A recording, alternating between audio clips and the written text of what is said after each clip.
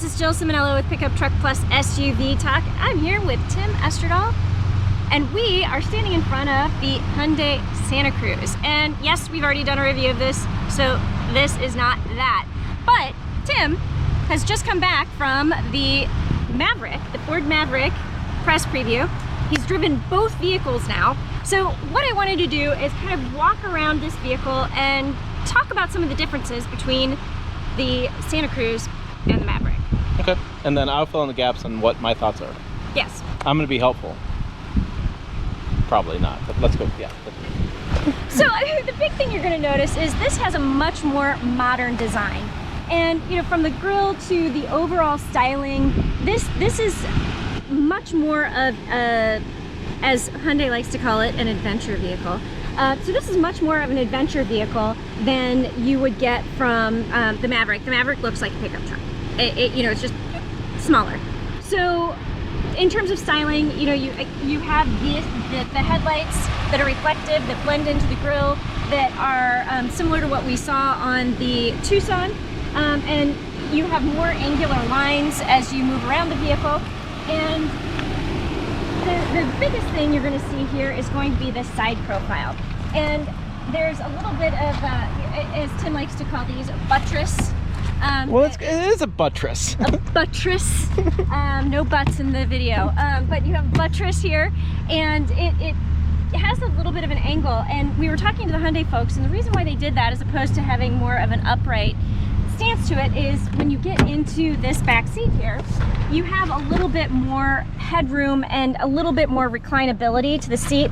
So when you get back in here, you kind of lean back in and you have more comfort, rather than in a regular truck, you're probably going to be sitting a little bit more upright and it's not going to be as comfortable.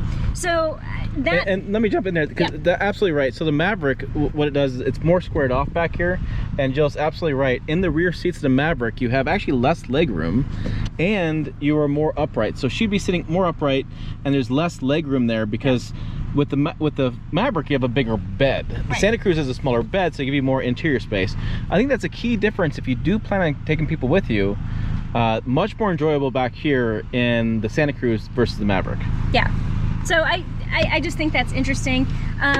You do have under seat storage here. So, and that's also going to be like the Maverick. So, but the really interesting thing that Hyundai has done in the Santa Cruz is, instead of making it a whole seat going up or going down, you have a split seat. So you can very easily raise this and stick something in here, and then you can, you know, on this side, raise it up and do something else. So, I mean, that's another differentiator. Instead of having the full seat flipping up, you can just flip up one side. Right, and that's the thing she's talking about. So the Maverick is a full bench seat raising up. You don't have any 60-40 split, anything like that. You have to raise up the entire bench seat.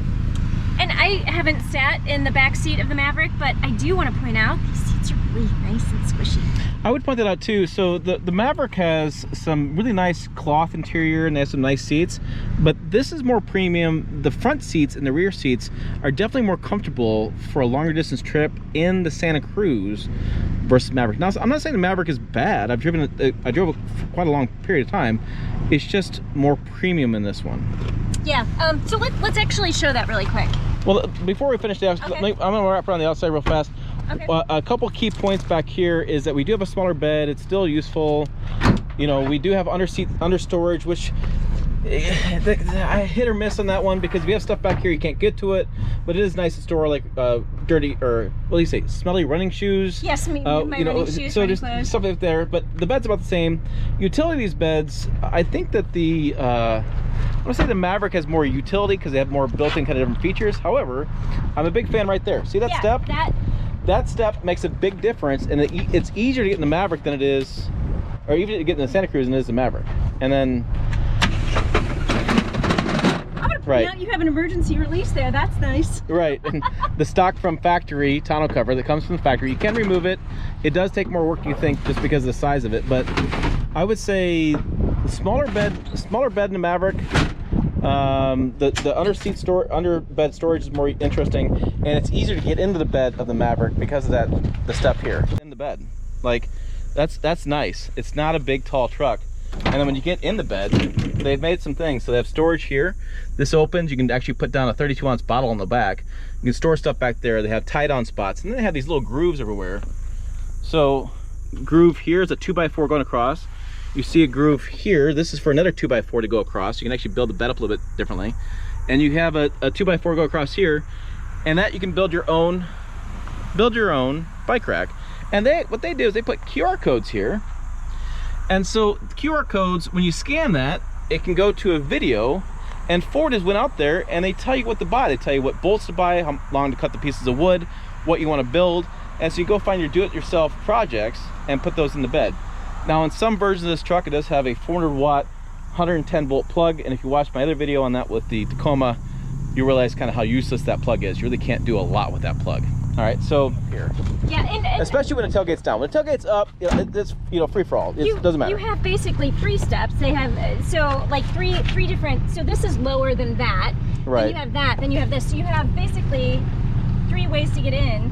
If the tonneau cover is open, right, and you needed to get in there to reach something, yep, you know, you have different ways to do that, and I think that is another nice point. Yeah, I think everything's about the same. The one thing I would point out, this is they have a plug-in back there, and we'll see.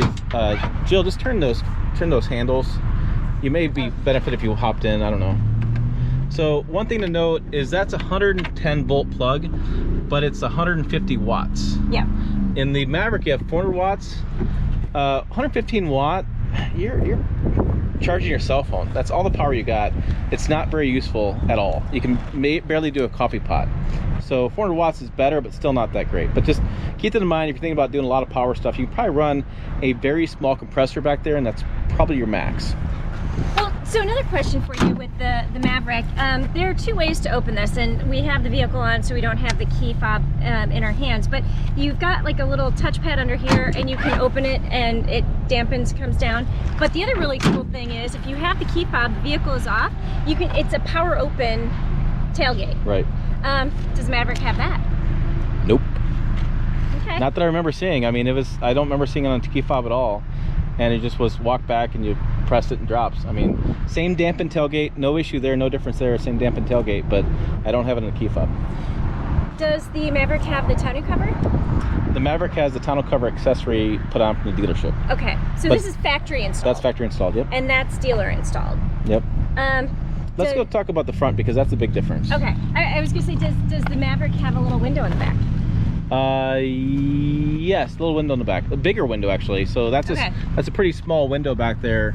You know, your dog's head, that's probably going to fit back there. The Maverick's got a little bit bigger window. Yeah, I don't think I could fit out that window. No, I think it's still. I'm not even gonna try. I want to say it's still manual on the Maverick as far as that window.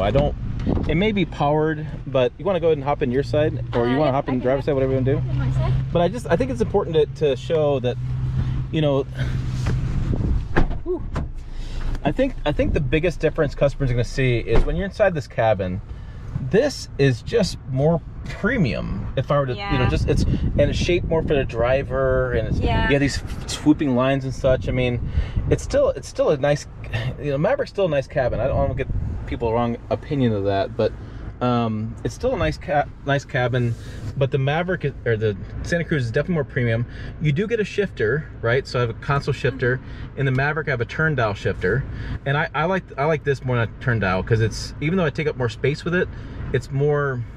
Well, if you I'm more used to it. Yeah, I didn't drive that way, and so if you put it, the circle shifter is not as good. But and this powertrain is more powerful than the gas version and the hybrid version of the Maverick. It's a more powerful transmission based on torque.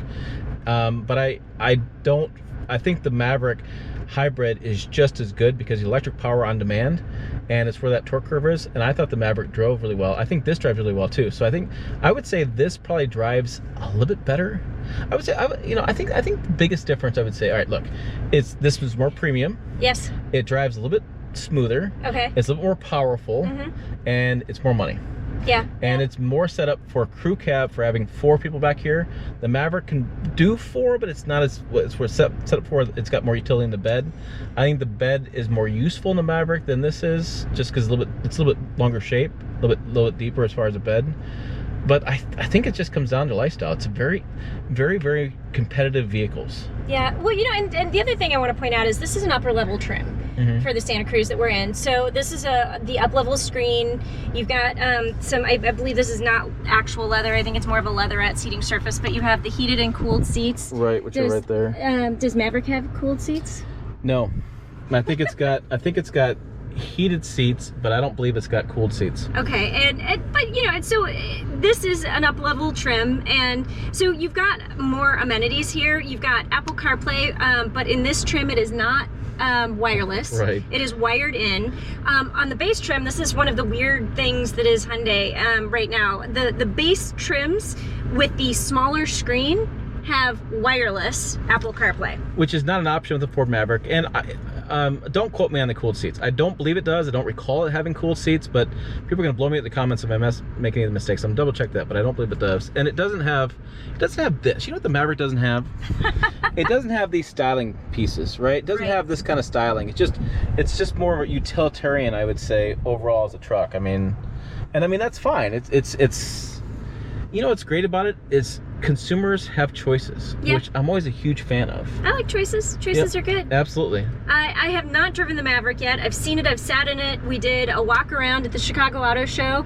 I like it, but this would boil us down in a difference, like in trucks. You would be a Ford Maverick, and I would be a Hyundai Santa Cruz. Yeah. Yeah. I think that sums up who we are as people, because this is more attractive. I'm more attractive. But let's just go with that. This is just, it's better put together. You know, I'm better put together. Did you guys see that bus that I just got rolled under? I don't know where that went to. Kidding. But the Maverick is more utilitarian and functional. Yeah. You're utilitarian and functional. Mostly. I think that's the best compliment I've ever got from her, really. I'm kidding, but no, you're right. There's totally two different buyers for this vehicle. There's two different for these two vehicles, and I can't wait to see the Maverick. I can't wait, because I'll probably like it for different reasons. Yeah, I think so too. So, all right, there goes. There is our thoughts on the Ford Maverick versus the Hyundai Santa Cruz. I feel like Jill has one more thing to say. No, I want to ask you one final question. Oh, yeah. All right, if you had to choose between this and that, what would your choice be? I would go the hybrid Maverick. I would hold out for them to do all-wheel drive and hybrid, but I would do the hybrid Maverick. 40 miles gallon. Wow, I can't talk. It's beer 30. The end of the day. It's almost beer 30. I'm gonna be fast. 40 miles per gallon. I got 46 miles per gallon. I thought the power delivery is great. I think the bed is a little bit more useful in the Ford Maverick, because the tailgate adjusts, and there's just, I think it's more, that little more space. I want the more space, and I do like the Maverick is more upright seating, and especially in the cabin as well, and it just fits me better. This is more of a luxury sedan meets pickup. And you're right, I'm more utilitarian, the compliment I got. So I would go that route, but I think that's the big miss in this, is that there is no fuel economy kind of focused option. That leads me to one other thing I want to say. Okay. Talking about fuel, what fuel grade does this truck take? Oh yes, this takes whatever grade, regular grade, 85, whatever, and the Maverick takes premium to get all that sorts of fuel economy and stuff. So there is that piece too. I don't like buying premium fuel more than the other guy does, but you got to get that horsepower and torque numbers. To get that, you got to have premium fuel. So I'd be really curious to try the Ford Maverick on 87 octane or 85 octane to see what fuel economy it gets in that grade, which could be an interesting test. Yes. All right, I think that's all I got, so I will let you. All right, we're gonna finish this off. Hey, check to the video over here, website down below, where she writes and I occasionally write. As always, thanks for watching. We will see you down the road.